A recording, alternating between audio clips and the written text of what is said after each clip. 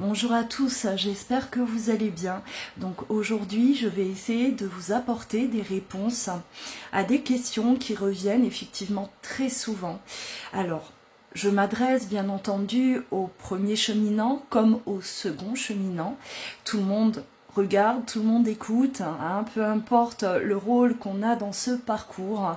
On a tous besoin de réponses, on se pose tous des questions et on doute, bien sûr, tous, tout le long. Donc, je vais démarrer par la première. À quoi peut-on reconnaître ce lien de flamme jumelle, hein, quels sont les signes?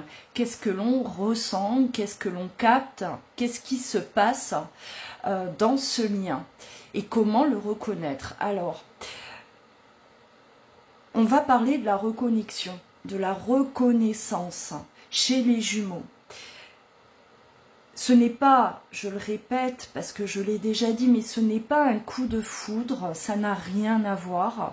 Hein. On est loin du coup de foudre, de la passion qui démarre immédiatement. Ça ne se déroule pas comme ça chez les jumeaux d'âme. On peut très bien ne pas reconnaître, ne pas se reconnecter à sa flamme jumelle dès le départ. Il y a des jumeaux qui vont se côtoyer, se croiser et sans qu'il se passe quoi que ce soit pendant un certain temps, et ça peut même durer des années avant qu'il y ait cette reconnexion.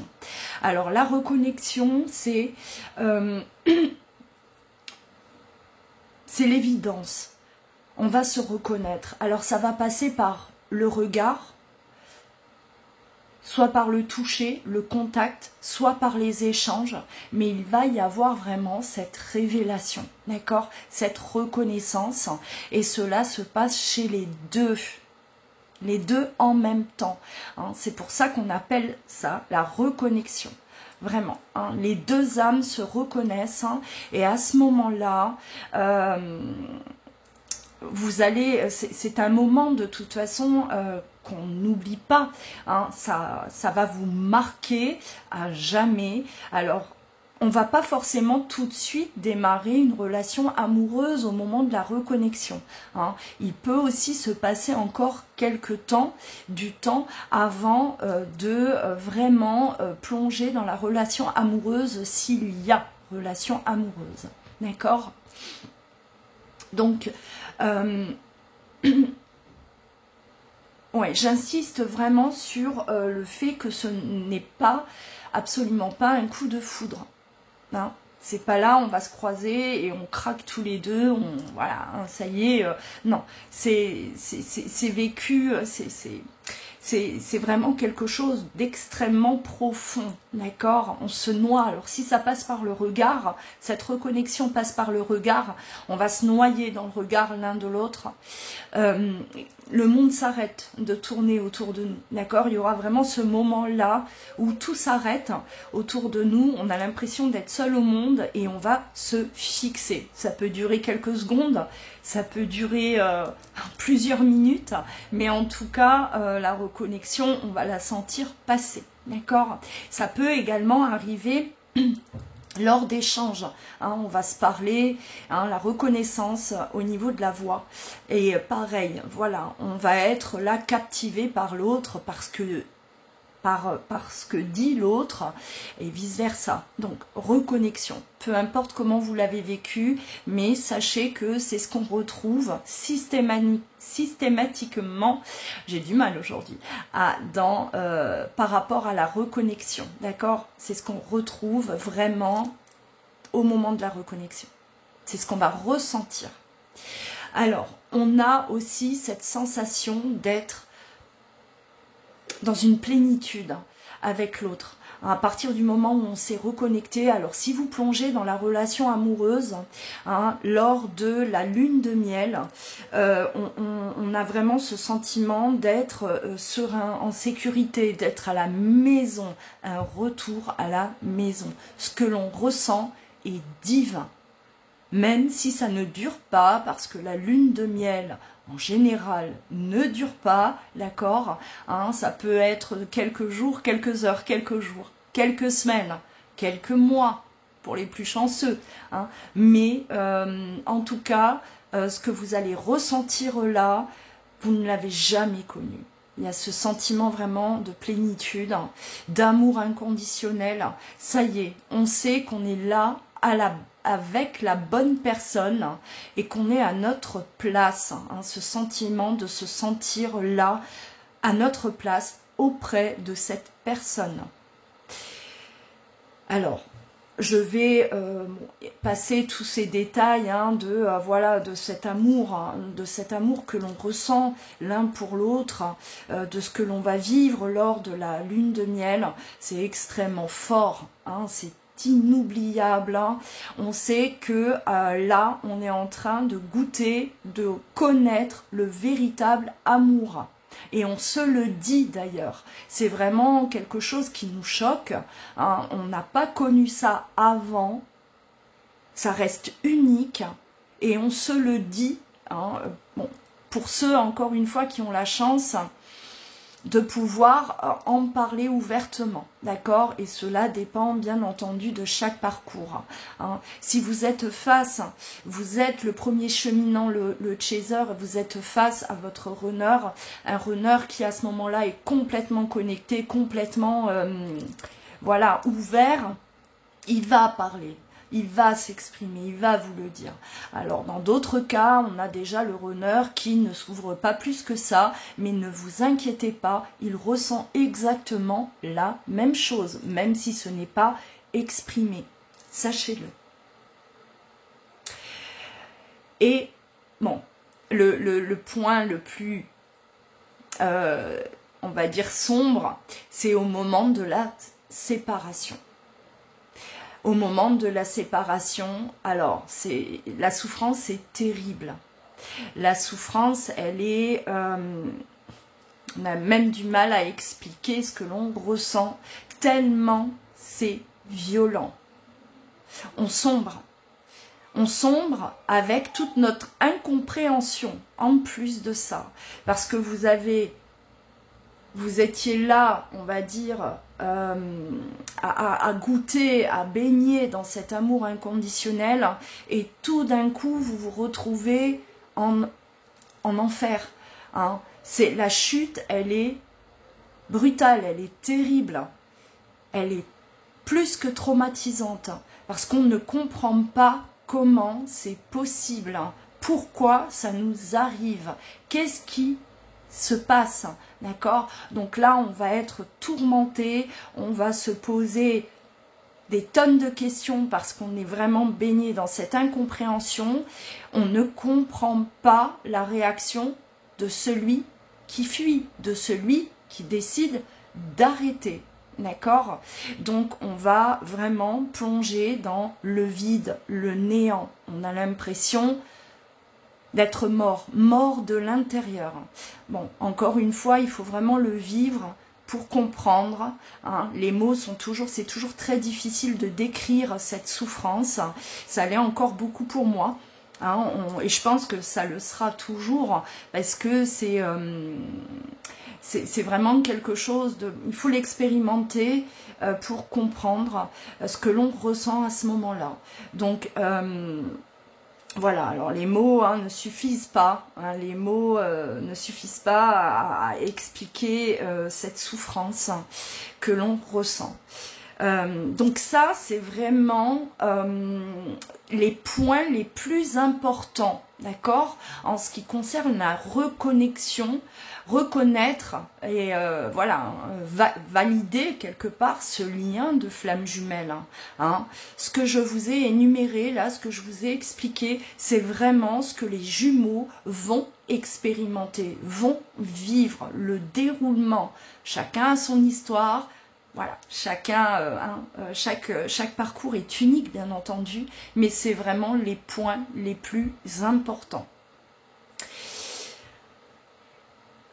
Ensuite, on passe à l'autre question hein, qui revient très très souvent également. Alors, qu'est-ce que la sexualité sacrée chez les jumeaux?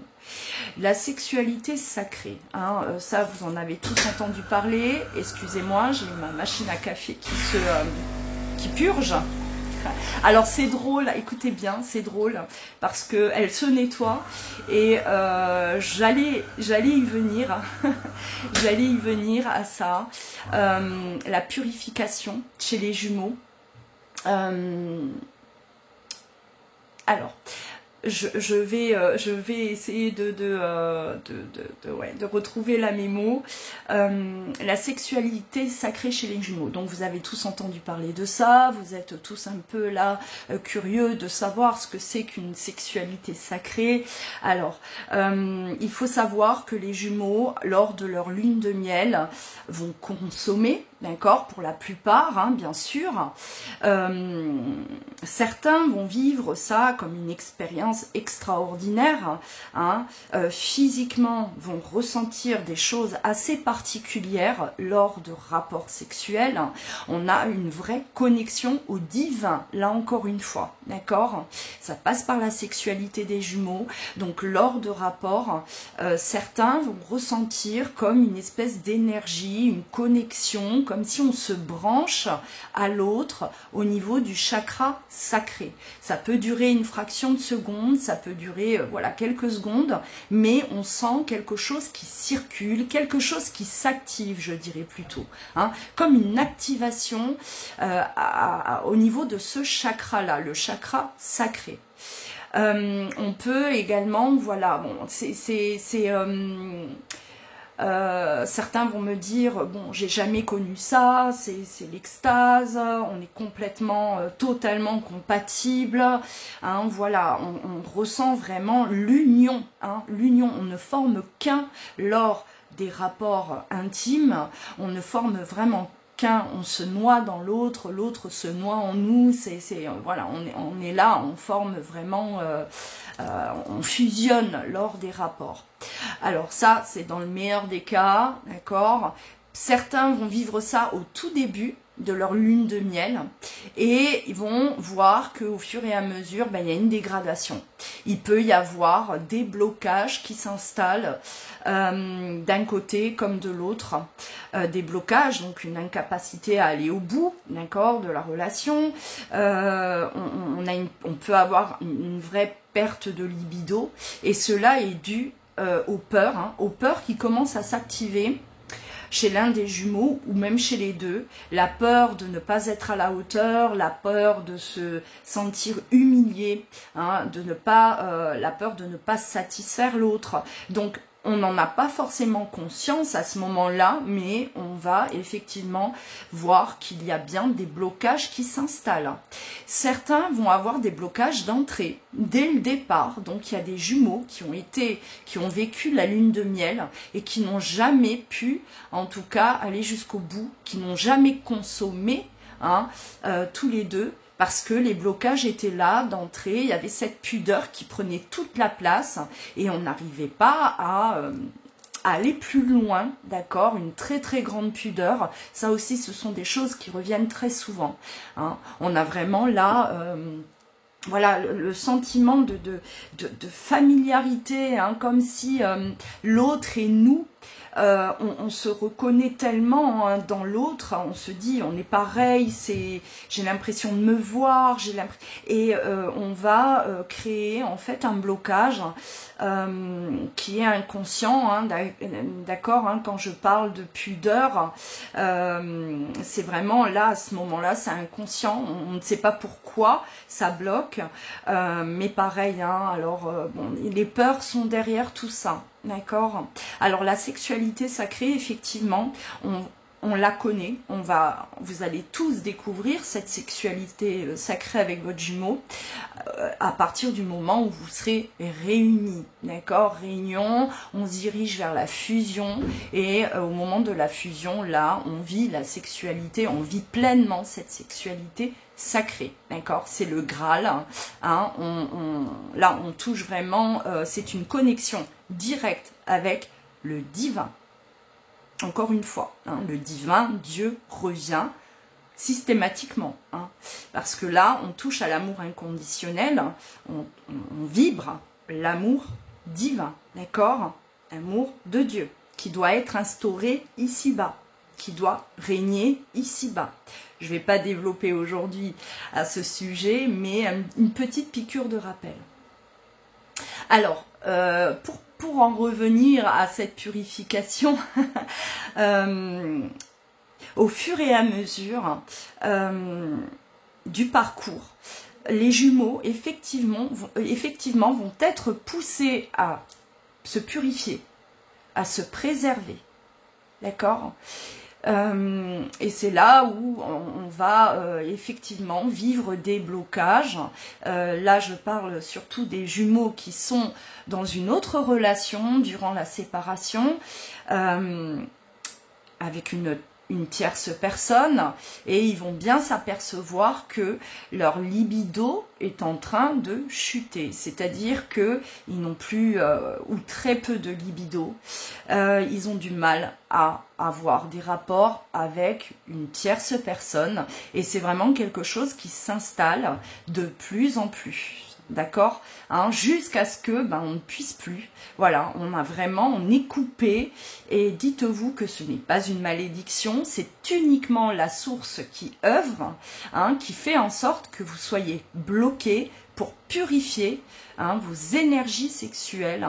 Là, il est vraiment question de se nettoyer. Vous savez que lors de rapports sexuels, avec peu importe, avec une personne, il y a un mélange d'énergie. C'est un portail, en fait, c'est un portail, c'est une porte ouverte. Là, l'énergie se mélange, circule. Et à un moment donné, il n'est plus question de se mélanger avec une tierce personne. Donc c'est pour ça qu'on va se retrouver là avec une libido en baisse, et à voir notre libido disparaître. Et là je parle encore une fois pour le premier cheminant comme pour le second. Les deux vivent ça. Il n'est pas question que ça se produise, ça se passe d'un côté et pas de l'autre. C'est vraiment, alors ça se fait plus ou moins en même temps, ou il peut y avoir un décalage, d'accord, vous constatez ça chez vous, mais vous savez que votre jumeau est encore dans une autre relation, et vous pouvez même ressentir qu'il y a encore des relations charnelles de son côté, parce que ça on peut effectivement ressentir pour certains, ressentir que notre jumeau il est encore en train de se mélanger par moment, mais voilà, il peut y avoir un décalage, mais en tout cas tous les deux vous allez y passer. On y passe par ça, par cette purge, ce nettoyage, d'accord, cette purification. Alors, je fais une petite parenthèse pour les jumeaux qui sont encore avec des énergies tierces, et pour ceux qui n'ont pas encore ressenti ce blocage-là, d'accord, qui ont encore une libido, qui ont une vie sexuelle, on va dire, active, ça va vous rattraper, d'accord, à un moment donné, ça va vous rattraper. Ne cherchez pas à contrôler, ce n'est pas parce que vous entendez ça aujourd'hui que là, non, il faut plus que j'ai de rapport avec qui que ce soit, parce que, voilà. Non, ça s'installe naturellement, d'accord, durant le parcours. Et si vous avez encore des rapports avec une tierce, c'est que vous devez vivre ça.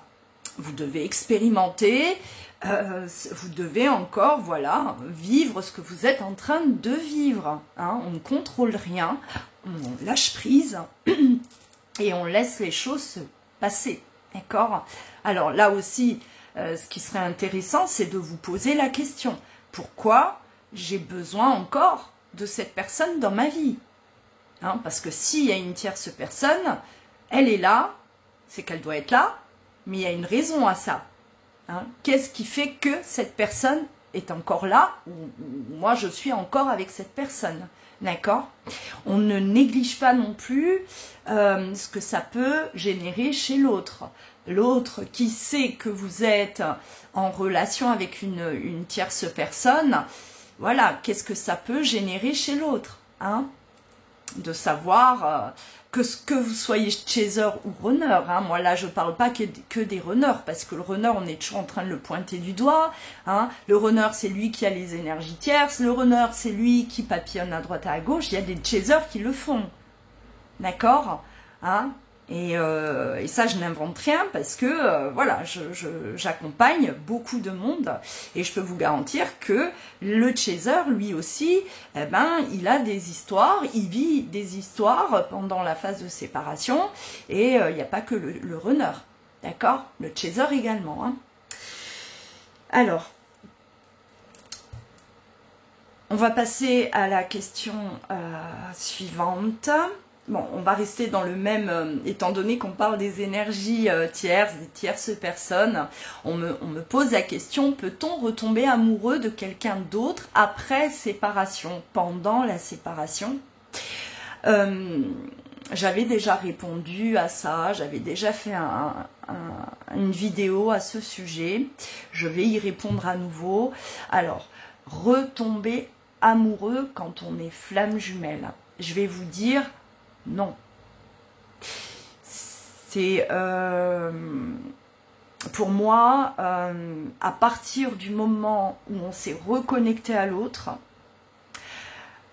où il y a eu cette reconnaissance d'âme, cette personne, elle va prendre une très très grande place dans notre vie, dans notre cœur, dans notre tête.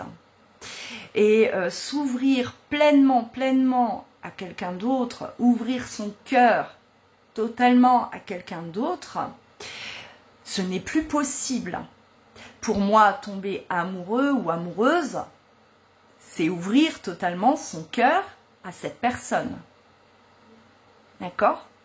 Donc non, ce n'est plus possible. Par contre, on peut effectivement vivre des autres relations pendant cette phase de séparation.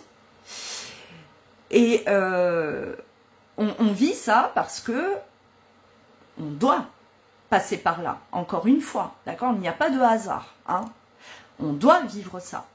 À vous de savoir, de vous poser les bonnes questions. Pourquoi je vis ça? Pourquoi aujourd'hui cette personne est dans ma vie? Qu'est-ce qu'elle m'apporte? Qu'est-ce qu'elle réveille en moi?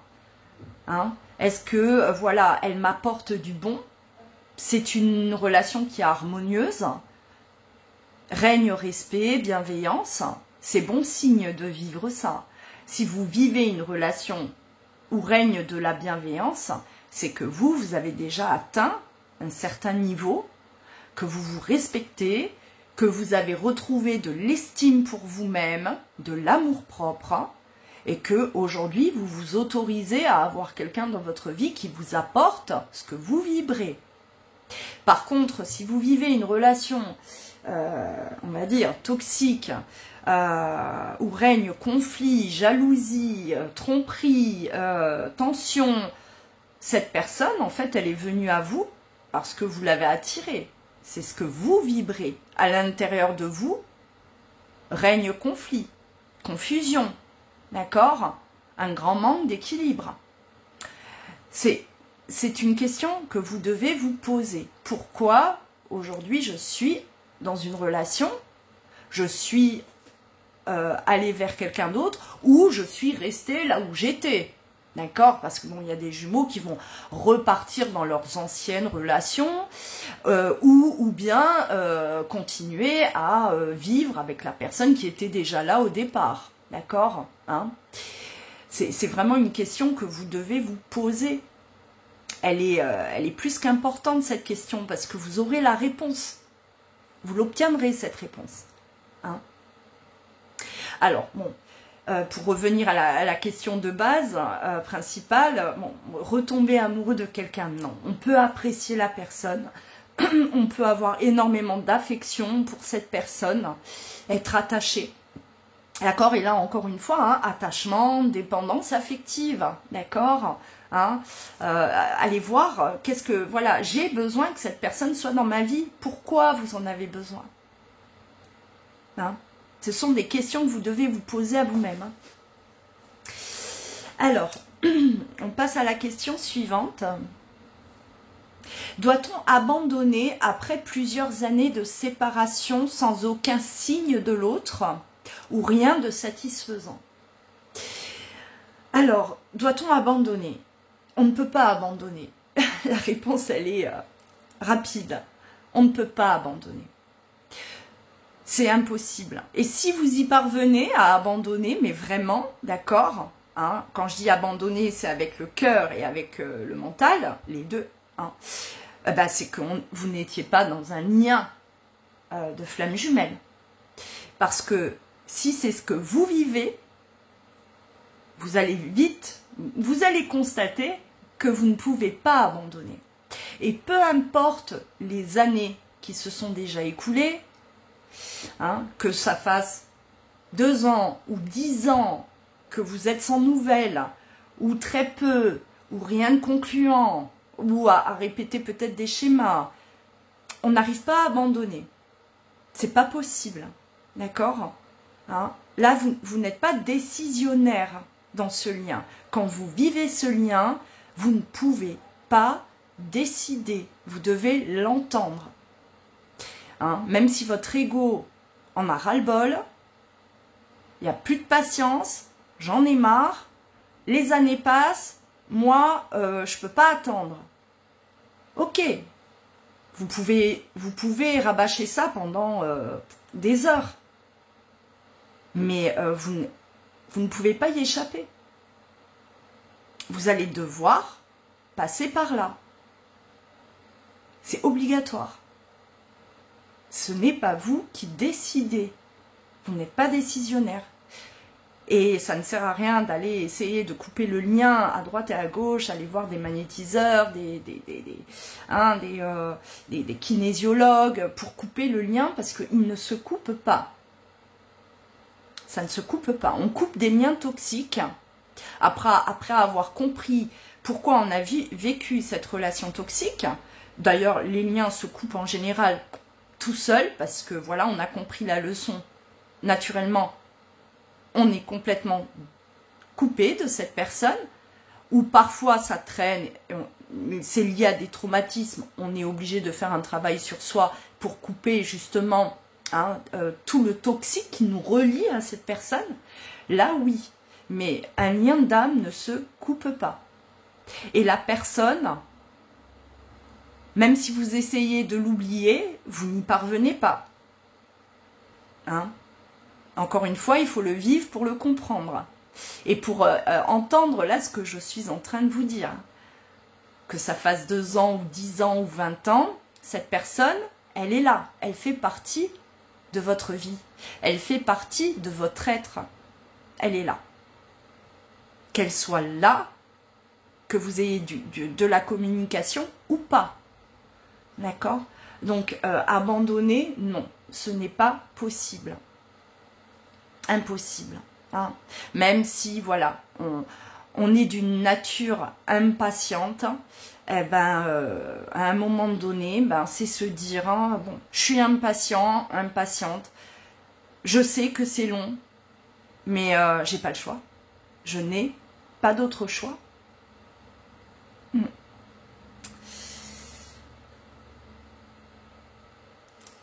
Alors, prochaine question, est-ce que mon runner va finir par conscientiser le lien? Alors oui, le runner finit bien sûr par conscientiser le lien. Alors, le runner, au moment de la reconnexion, de la reconnaissance, c'est lui qui va vous reconnaître le premier. Donc conscientiser, son âme vous a reconnu, d'accord? A reconnu, on s'est reconnu, ça y est. Ça, c'est au départ. Après, le runner, dans sa fuite, hein, dans son comportement, on va dire, de fuyant, il va essayer de faire sans vous. D'accord? Là, il y a un réel rejet du lien. On essaye de renoncer au lien, on le fuit, c'est trop souffrant, ça fait peur, c'est dangereux, hein, donc moi, je me barre. Je pars très loin, je coupe. Mais ça finit par le rattraper. D'accord? Vous qui êtes Premier cheminant, vous conscientisez, vous travaillez sur vous, vous allez de l'avant. Lui, il a démarré par la fuite. Mais à un moment donné, ça le rattrape. Qu'est-ce qui fait que ça le rattrape? Eh ben, toutes ces souffrances, toutes ces peurs qui ont été réveillées lors de la reconnexion, lors de, juste avant, on va dire, la séparation, eh ben, au moment de la fuite, il pense y échapper. Voilà. Je vais m'extraire de cette relation qui réveille tout chez moi et j'aime pas ça. Je pars, je fuis, je coupe tout contact en pensant que ben, toutes ces peurs-là, elles vont également disparaître. Mais au fur et à mesure du temps qui passe, ils se rendent bien compte que ces peurs les rattrapent. Les peurs sont là, pourquoi? Parce que vous êtes toujours là. Dans les pensées, des phases de manque, et des phases de manque qui peuvent être extrêmement souffrantes pour le second cheminant. Donc, à un moment donné, on n'a pas d'autre choix. D'accord? On ne peut pas y échapper, encore une fois. Hein? C'est comme vous, la question d'avant, doit-on abandonner? Est-ce que je peux abandonner? Maintenant, vous allez bien vous rendre compte que vous ne pouvez pas abandonner. Vous ne pouvez pas couper. Mais c'est pareil pour l'autre. Je ne peux pas, ça sert à rien de fuir parce que j'arrive pas à couper. D'accord? Hein? Ça, pareil, ça, on ne peut pas y échapper. Les runners ne peuvent pas échapper à ça. Impossible. C'est impossible. Hein? J'entends déjà vos questions. Cette question-là. Ouais, mais ça met combien de temps? Ça met combien de temps à ce qu'ils conscientisent? Ça varie. Ça varie des parcours, encore une fois. Il n'y a pas de temps. Le temps n'existe pas, d'accord? Ça varie. Ça varie des blessures, par rapport aux blessures, aux traumas, à tout ce qu'on doit épurer, hein, côté transgénérationnel, hein, les traumatismes de notre âme, d'accord? Hein, tout dépend des bagages que vous avez. Voilà, chaque parcours est différent. Alors, il y a également, on reste du côté des runners, cette question qui revient. Est-ce qu'il pense à moi? Ou est-ce qu'il m'a oublié? Alors, on n'oublie pas.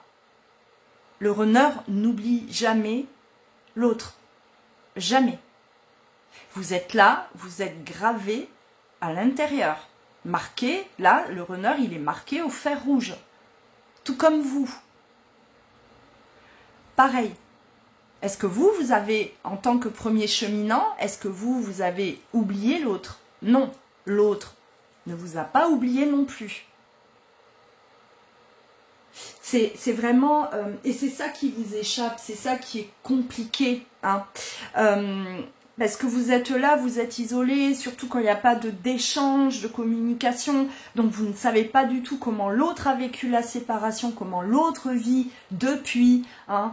Vous êtes là à vous dire, oui, il me manque, je pense toujours à lui, mais est-ce que lui pense à moi? Est-ce que moi je lui manque? Est-ce qu'il m'a oublié? Non, c'est impossible. À partir du moment où vous vous êtes reconnecté, reconnu, plus jamais votre vie sera la même.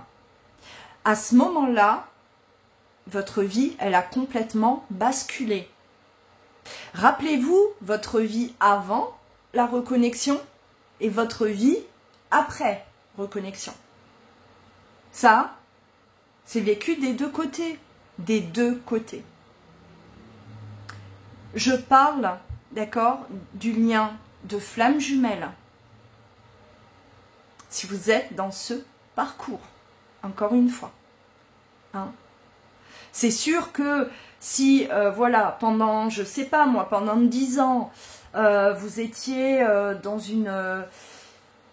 certain de vivre un lien d'âme et que, comme ça, à tout hasard, 10 ans après, vous recroisez votre soi-disant jumeau et qu'il ne vous reconnaît même pas et qu'il est obligé là de se forcer à se remémorer qui vous êtes, là, il y a de fortes chances qu'on se soit trompé. Mais je peux vous garantir que, même si vous avez été séparés 10 ans, 20 ans, votre runner vous revoit, ou vous le revoyez, vous allez comprendre.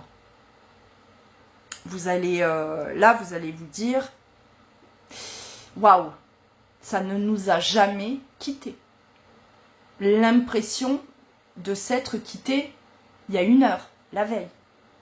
Cette sensation-là, hein, presque de pas avoir été séparés autant d'années.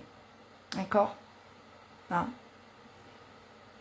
Donc, bien sûr que votre runner pense à vous. Il ne peut pas oublier. C'est impossible. Voilà. On se retrouve pour des prochaines questions-réponses. En tout cas, dans les commentaires, n'hésitez pas à partager également ce que vous pensez, vous vivez. Si vous n'êtes pas en accord avec ce que je peux vous dire également, d'accord, vous êtes en droit de partager votre point de vue, bien sûr, hein, les commentaires sont là pour ça. Et si vous souhaitez bien sûr un accompagnement, hein, vous pouvez vous rendre sur mon site internet. Vous trouverez tout ça juste en dessous de cette vidéo. Prenez bien soin de vous et je vous dis à très vite.